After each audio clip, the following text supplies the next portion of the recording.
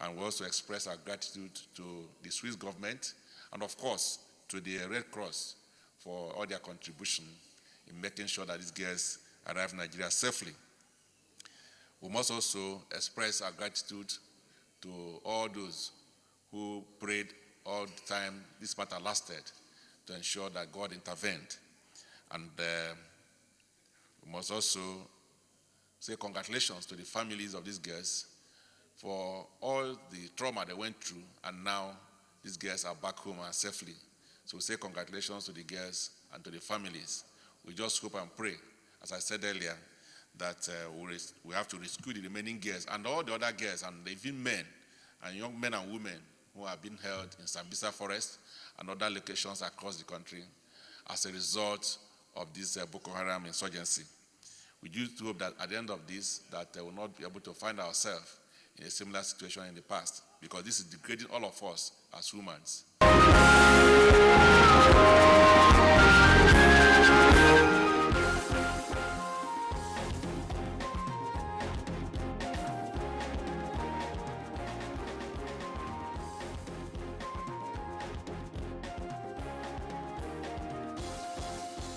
Let's move on now. The National Assembly has restated its resolve to team up with the federal government in combating the hydra-headed monster called corruption in the country. It was at a national conference on the role of the legislature in the fight against corruption, organized by the National Assembly and the Presidential Advisory Committee Against Corruption. Vice President Yemi Osinbajo, at the opening, says the fight against corruption cannot be won by just a few people, but by the will and commitment of all Nigerians. For the past year and a half, with the leadership provided by Mr. President, which must be truly commendable, because for once we are showing the political will that is necessary to take this vicious cycle of corruption out. Because in my view, without the political will, the chances of any success in corruption is limited. Taking a cue from this, we at the 8th National Assembly have also addressed one of the key areas, which is oversight and intervening at all times. The oversights means a review of the activities of management, administration of ministries, department, and agency of federal government, and to ensure that reports related to any of these oversights are reports that are not buried, but are brought to conclusion with dispatch. For instance, recently, legislative supervision in areas of, for example, the operationalization of the Treasury Single Act regime, the Naiti report that for years has never been read on the floor of the National Assembly. And this is a report year in, year out, uncovers over $600 million on an annual basis of areas of leakages in our nation. And presently, some of the other areas that we're looking into. The fight against corruption must be driven by a well-articulated and delivered strategy, one that is robust, it is multifaceted, and driven by leadership across all aspects of our political and social systems.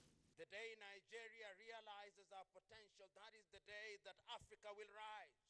So we are here today also to remind Nigeria that it must play her real leadership role, not only in this region, but in Africa, by demonstrating by what and did that Nigeria will be in the forefront in the fight against corruption. And it's not only at the continental level that Nigeria must demonstrate this. Nigeria must also demonstrate our leadership position in the world. The United Nations Convention Against Corruption provides several opportunities which can be exploited by members states, including Nigeria, to ensure that funds that have been ill-gotten are repatriated, and the men and women who engage in such unconscionable and harmful behavior are punished in accordance with the law, that the world may know that if you reap where you have not sown, there are consequences to it. It is also important to create an environment that is hostile for people to participate in corruption. Why we elect men as leaders in the executive, judiciary, and the legislature, and why we appoint men into the judiciary, is that we desire an orderly society where we entrust the power to make decisions about how to spend our collective resources for the common good to a few. Because reasonable men and women discovered long ago that if we allow everyone to take care of themselves, we will remain in the state of nature, fighting like savages for our own portion of the meat. We give power to adjudicate on our lives and livelihoods to the fairest and most honest amongst us, who is called a judge. Otherwise, law and justice will serve only the strongest and the richest. So the reason why the elite in different countries of the world decide to fight corruption is quite straightforward. It is not necessarily altruistic. It is not necessarily a moral issue. But first, it protects even the elite itself from being consumed by the chaos and conflict that corruption may cause. But more importantly, because public officials and private sector persons generally observe a code of integrity, the society itself, that if public officials and private sector persons generally observe a code of integrity, the society itself is saved from a breakdown of law and order. Your Excellency, the Senate President, the Right Honorable Speaker, we have an opportunity today to begin an important national project. And I wish to emphasize that this must not be a finger-pointing exercise. What is required is a consensus of reasonable men and women who realize that the current path will destroy us all. That such a consensus will produce a coalition of the like-minded from the executive, the judiciary, and the legislature, united by a common cause and a proposition, namely, that this republic will fall and consume us all if we do not put in place a practical plan to clean up our crucial public and private institutions.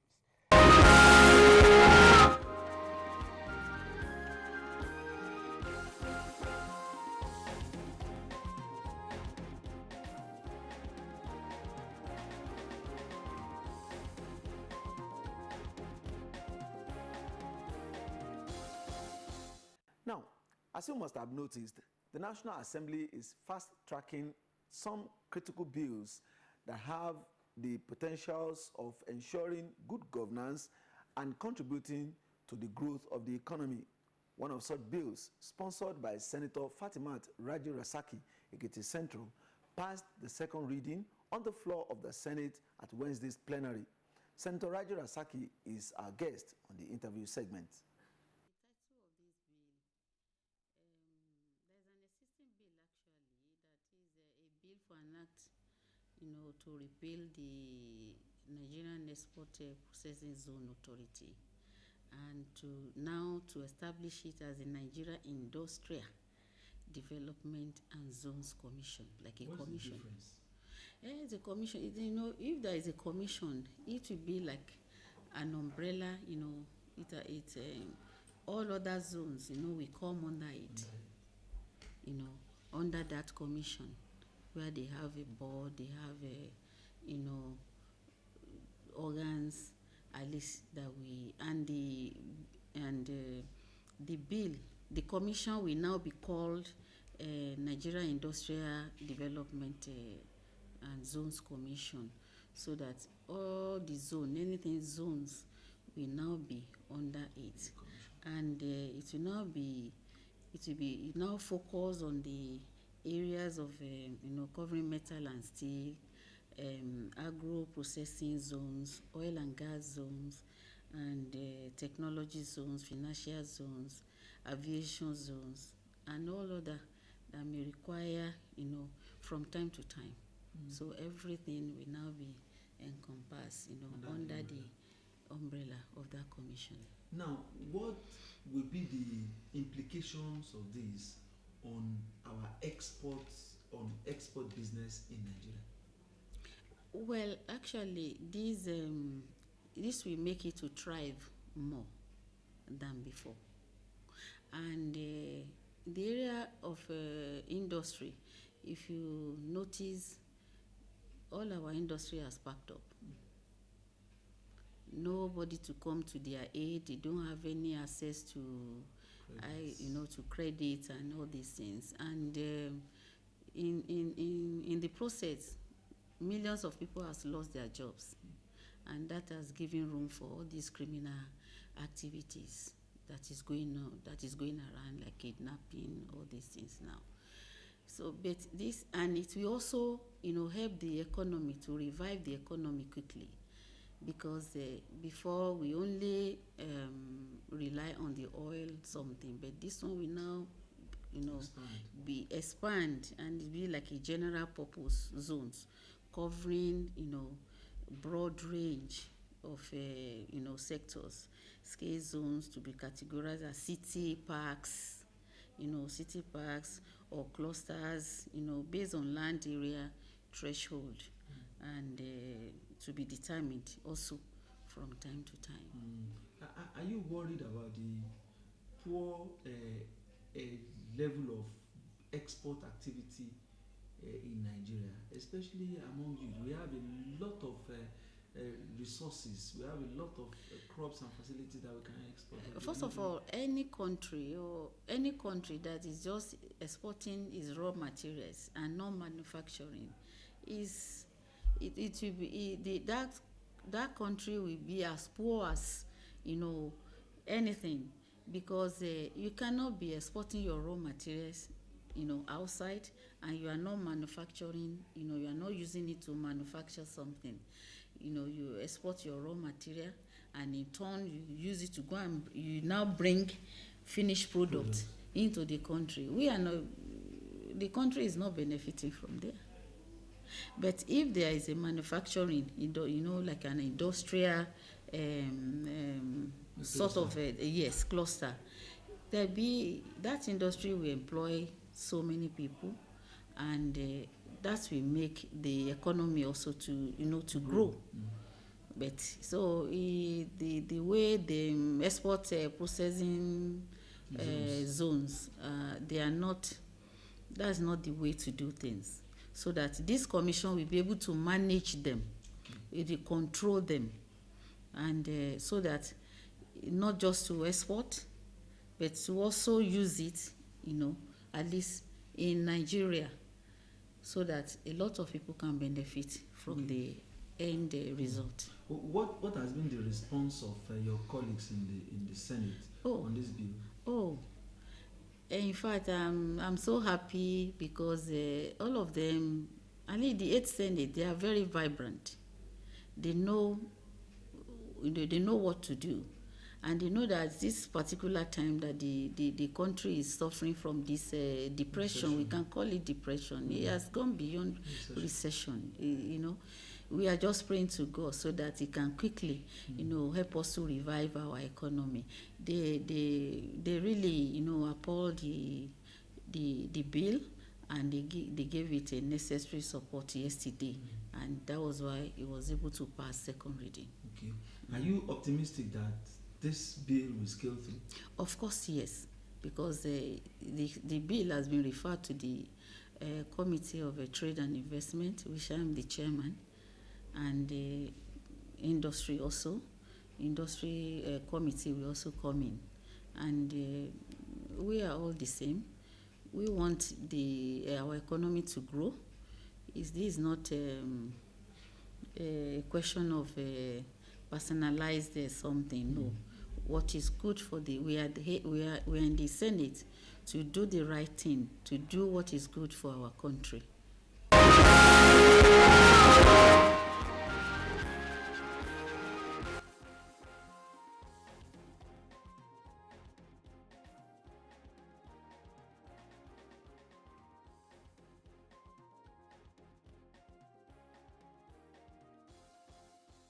And that's our package this week.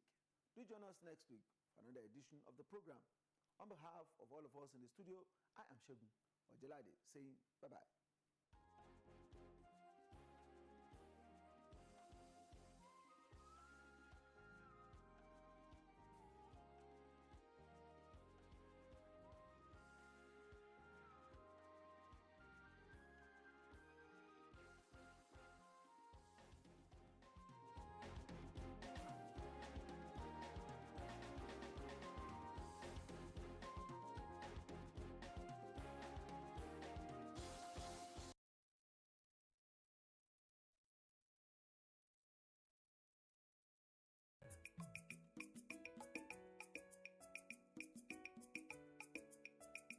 Our programs are getting better and fresher. And it's because we are thinking about you.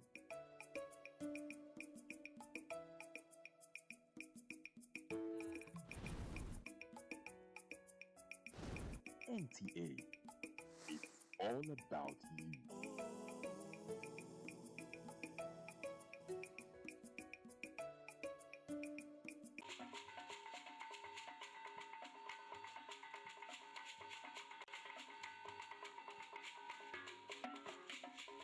The metal gong, which is popularly referred to as ogene in the southeastern part of Nigeria, is a musical instrument made out of pieces of metal. In ancient times, the ogene does not only serve as a musical instrument, but also as a means of communication used by town criers to pass messages to the members of their various communities. In Igbo tradition, ogene is used by native doctors to invoke spirits. Also, in traditional wrestling matches, the ogene is beaten in order to boost the spirits of the wrestlers. The import of ogene in the traditional Igbo society cannot be overemphasized. That is why basically every music group in Igbo land uses an ogene. The ogene is known to be produced in commercial quantities in Awka, the capital city of Anambra State, known for its popularity in blacksmithing. The production of ogene starts with cutting of the metal sheets into desired shapes and sizes, after which the cut out metals are placed into a furnace to heat. When the metal is red hot, it is then brought out and hammered into shape and a hollow created in between to produce the required sound.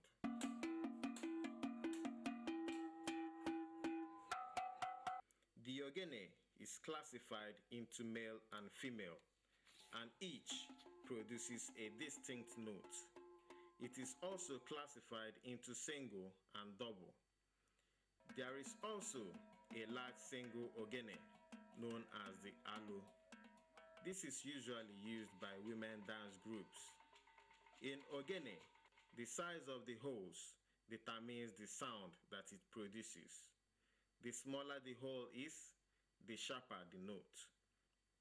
In the traditional Igbo society, some notes convey specific messages, such as messages for war, gatherings, festivals, and so on.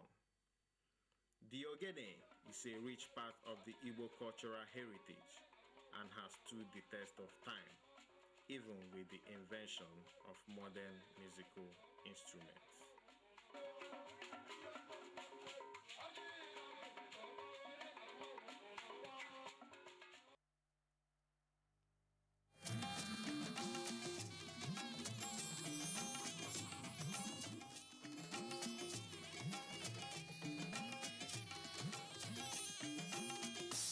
This is the network service of the NTA.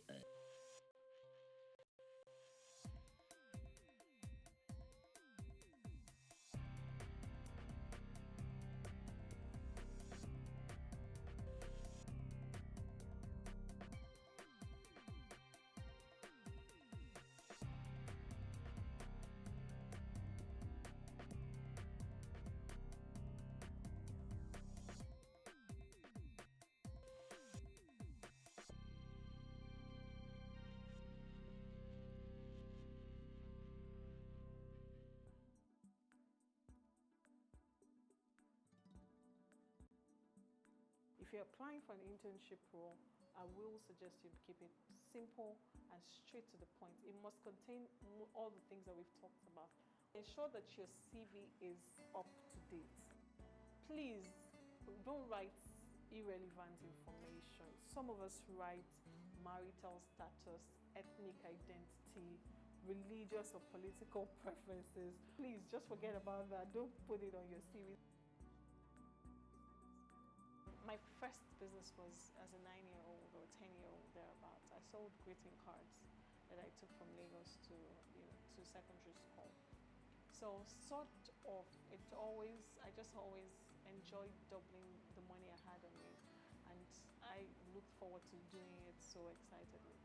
In my secondary school, I ran a business that nobody did. I brought cakes in from Lagos to sell to the people in school. So I'd always done something enterprising.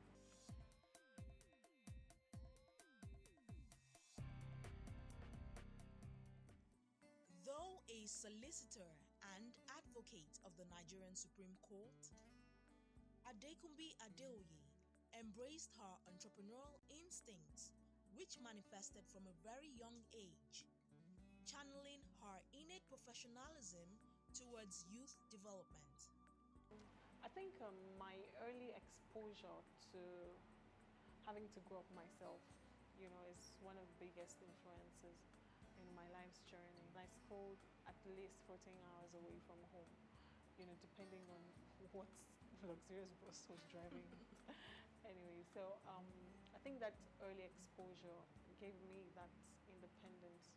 At a point when I knew that, I wasn't going to be a lawyer full time was when I went on an internship in a law firm. I liked the work, but I wanted something more. I wanted something more, relating to young people. What inspired, this business? What started Shishawa for me was I was looking for an opportunity to self-develop, just to improve myself. I went to several companies, I wrote letters to them, asking them for an internship, and most of them were not willing to give me that opportunity, even when I asked not to be paid. I went on to research about any organization that could be helpful to me in providing the internship that I wanted. And I was surprised that I, as a young person, I was willing to develop myself, and nobody was willing to give me that opportunity. For me, it was appalling. And I later on found an opportunity which, further confirmed what it was I was, thinking about. My first experience with Microsoft Office was on that internship. I did a bit of research, I did a bit of client counseling. It was like a light lit. And as much as I loved working in that law firm, I knew that everybody should just get an internship. I wonder why every young person shouldn't get an opportunity to work, it's just the work environment, irrespective of whether it was private or government, before they finish school, such that they could validate what it was that they were reading in school.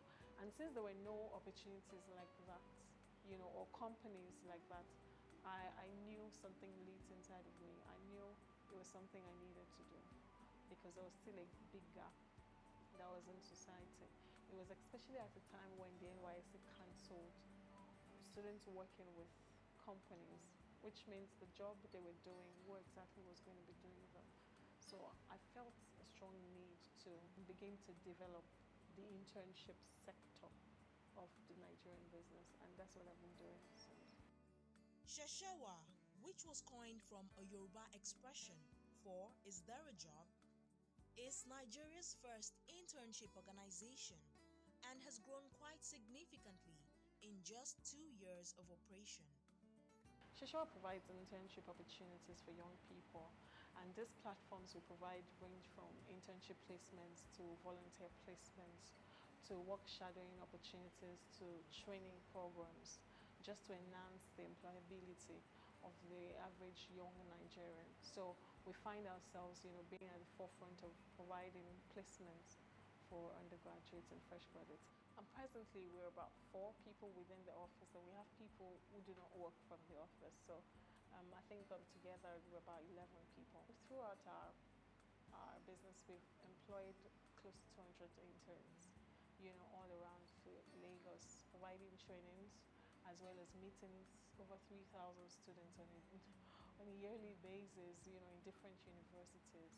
So we've been able to cross so many hurdles. I've personally worked with at least about 15 interns in our organization. So giving them that economic empowerment is a lot. We've worked with over 60 businesses in Nigeria since 2012.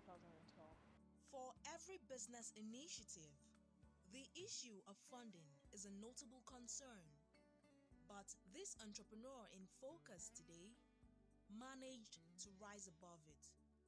When it came to funding, my first fund was my accommodation fees. I spent my money for accommodation to get my registration, and I ended up squatting with someone for a bit before I stabilized and got my accommodation at the end of the day. So most of my funding has been personal work. I'm deeply rooted into what it is we're doing, and I tried a lot to see how our products and services can translate into what it is we're doing. And